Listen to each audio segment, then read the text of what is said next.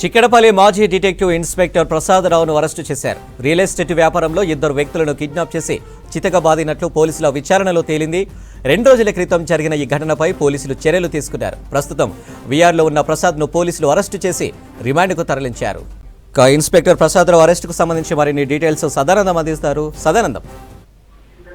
అనిల్, చిక్కడపల్లి మాజీ డిఐ ప్రసాద్ ను చిక్కడపల్లి పోలీసులు అరెస్ట్ చేసి ఈ రోజు రిమాండ్ కు పంపించారు. యాక్చువల్ గా ఇతను 2 days బ్యాక్ రియల్ ఎస్టేట్ వ్యవహారంలో ఓ వ్యక్తిని కిడ్నాప్ చేసుకొచ్చి అది కూడా పోలీస్ స్టేషన్ కి తీసుకొచ్చి అక్కడ అతన్ని చితకబాదినట్టు ఇన్సిడెంట్ వచ్చిన తోటి అతని పైన కేసు నమోదు చేశారు. సో కేసు నమోదు చేసిన తర్వాత ఈ రోజు అతన్ని తీసుకెళ్లి రిమాండ్ చేశారు. యాక్చువల్ గా ఇది ఇన్సిడెంట్ ఏంటంటే ఇతను 4 రోజుల క్రితం అతని ఫ్రెండే ఈయన రియల్ ఎస్టేట్ వ్యాపారం చేస్తాడు. సో వాళ్ళ ఫ్రెండ్ రాజు అనే వ్యక్తి రియల్ ఎస్టేట్ వ్యాపారం చేస్తాడు. సో అతను ఇతని పేరు మీద వీళ్ళ తమ్ముడు శేఖర్ అనే పేరు మీద ఇంకొక కంపెనీ రిజిస్ట్రేషన్ చేయించాలి, రియల్ ఎస్టేట్ కంపెనీ. అతనికి కొన్ని డబ్బులు ఇచ్చాడు రాజు అనే వ్యక్తి.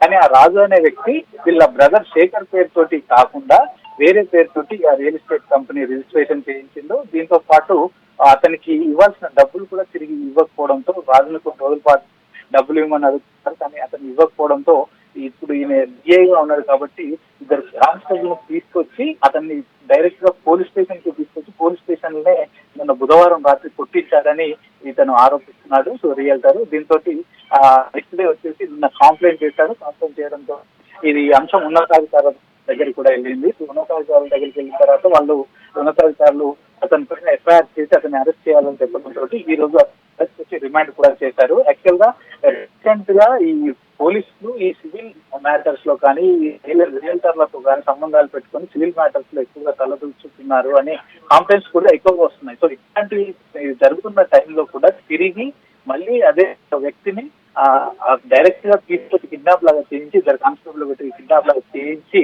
పోలీస్ స్టేషన్ కి తీసుకొచ్చి పోలీస్ స్టేషన్ లో కొట్టడం కూడా వివాదంగా మారింది. మరోవైపు ఉన్నతాధికారులు కూడా స్టేషన్ లో ఉన్న సీసీ కెమెరాలు సీసీ ఫుటేజ్ అంతా కూడా కలెక్ట్ చేశారు. దానిలో కూడా క్లియర్ గా అతన్ని తీసుకొచ్చినట్టు కూడా తెలుస్తుంది. కానీ మరోవైపు బాధితుడు మాత్రం ఇప్పుడు కానిస్టేబుల్స్ కాకుండా మరో ఇద్దరు ప్రైవేట్ వ్యక్తులతో నాకు కిడ్నాప్ చేయించాడు.